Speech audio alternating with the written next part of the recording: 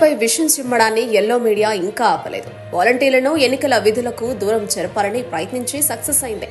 ఎన్నికల విధులకు దూరంగా ఉంటే సరిపోదు, రాజకీయ కార్యక్రమాల్లో కూడా కనపడకూడదు అన్నారు. అలాగే వారు దూరం జరిగారు. రాజకీయాలపై ఆసక్తి ఉన్నవారు వాలంటీర్ పోస్టులకు రాజీనామా చేసి ప్రచారంలో పాల్గొంటున్నారు. అయినా కూడా వారిపై ఎల్లో మీడియాకు కక్ష చల్లారలేదు. వాలంటీర్లు రాజీనామా చేసి వైసీపీ నాయకుల వెంట వెళుతున్నారంటూ గగ్గోలు పెడుతోంది. వాలంటీర్లపై ఏకపక్షంగా ఆరోపణలు గుప్పించారు టీడీపీ జనసేన అధినేతలు. వాలంటీర్లను విలన్లుగా, అమ్మాయిలను ట్రాప్ చేసే వారిగా చిత్రీకరించాలనుకున్నారు. ఆ ప్రయత్నం వెడిసికొట్టడంతో చివరకు లెంపలేసుకున్నారు.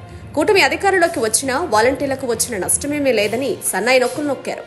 తీరా ఎన్నికల సమయంలో మళ్లీ వారిపై విషం చిమ్ముతున్నారు.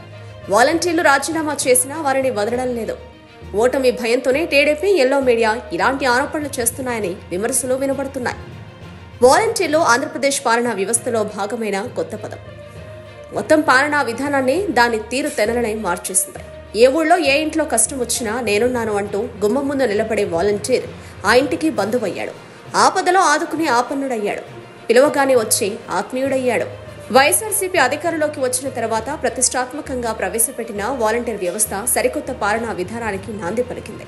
ప్రతి 50 కుటుంబాలకు ఒక వాలంటీరును ప్రభుత్వం నియమించగా వారి ద్వారా ప్రతి కుటుంబానికి సేవలు చేరువయ్యాయి. ప్రతి నెల 1వ తేదీ తెల్లారక ముందే పెన్షన్ అందించడం దగ్గర నుండి కుల, ఆదాయ ధృవీకరణ సేవలు వారే దగ్గరుండి చేయిస్తున్నారు.